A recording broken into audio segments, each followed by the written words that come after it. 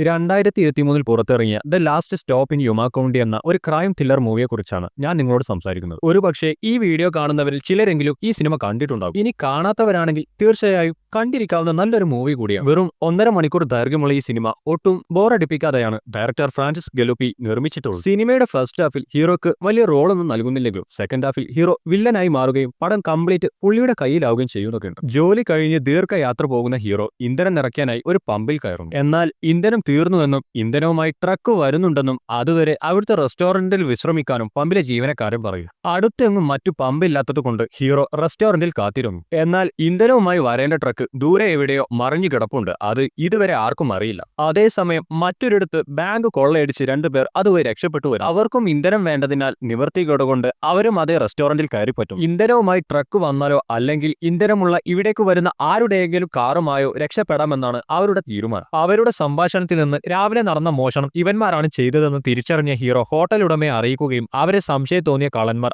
അവരെ ഭീഷണിപ്പെടുത്തുകയും ചെയ്തു. എന്നാൽ കള്ളന്മാരെ കാത്തിരുന്നത് 8ന്റെ പണിയാണ്. ഈ റെസ്റ്റോറന്റിന്റെ ഉടമ ഈ ലേഡിയും അവരുടെ ഹസ്ബൻഡ് ഈ നാട്ടിലെ ഒരു പോലീസ് ഓഫീസറുമാണ്. കള്ളന്മാരെ കുറിച്ച് സിറ്റിയിൽ അലേർട്ട് കൊടുത്തതുകൊണ്ട് ഹീറോക്കും ആ ലേഡിക്കും അവന്മാരെ മനസ്സിലായിട്ടുണ്ട്. അതിനുള്ള സമ്മാനം കള്ളന്മാരുടെ കയ്യിൽ നിന്നും അവർക്ക് ലഭിക്കുന്നുണ്ട്. ആരോടെങ്കിലും അവരെ പറ്റി പറഞ്ഞ് കൊല്ലുമെന്ന് അവർക്ക് താക്കീത് കൊടുക്കുന്നുണ്ട്. നിരവധി പേർ പിന്നീട് ആ റെസ്റ്റോറന്റിലേക്ക് കടന്നു വരുന്നുണ്ട്. അവർക്കൊന്നും അവർ കള്ളന്മാരാണെന്ന് പിടികൊടുത്തില്ല. ഇടക്ക് വെച്ച് റെസ്റ്റോറന്റ് ഉടമയെ കാണാൻ ഭർത്താവ് പറഞ്ഞേച്ച ഒരു പോലീസുകാരൻ വരുമെങ്കിലും കള്ളന്മാർ അയാളിൽ നിന്നൊക്കെ സർവൈവ് ചെയ്യുന്നുണ്ട്. അവസാനം വന്ന അയാളുടെ കാറിൽ ഇന്ധനമുണ്ടെന്ന് അറിഞ്ഞതോടെ സിനിമയുടെ ഗതി തന്നെ മാറും. ആ റെസ്റ്റോറന്റ് വെടിവെപ്പും കൊലവിളിയും കൊണ്ട് പിന്നീട് ചോരക്കളമായി മാറും. ആദ്യ ഹാഫിൽ വലിയ റോളൊന്നും ഇല്ലാത്ത ഹീറോ മാത്രം അവിടെ ബാക്കിയാവും. പിന്നീട് അവന്റെ മുന്നിൽ 2 ഓപ്ഷനാണുള്ളത്. ഒന്നുകിൽ പണവുമായി കടന്നു കളയുക, അല്ലെങ്കിൽ പോലീസിന് ഇൻഫോം ചെയ്യുക. കുറച്ച് ആലോചനകൾക്കു ശേഷം പുള്ളി അവിടെയുള്ള എല്ലാ തെളിവുകളും നശിപ്പിച്ച് പണവുമായി അവിടെ നിന്നും കടന്നു കളയാമെന്ന് തീരുമാനിച്ചു. അവിടെ മുതൽ അയാൾ ഒരു വില്ലനായി മാറും. ശേഷം അവന്റെ മുന്നിലേക്ക് വരുന്ന എല്ലാ തടസ്സങ്ങളും അവൻ കൊന്നുകളയും. ശേഷം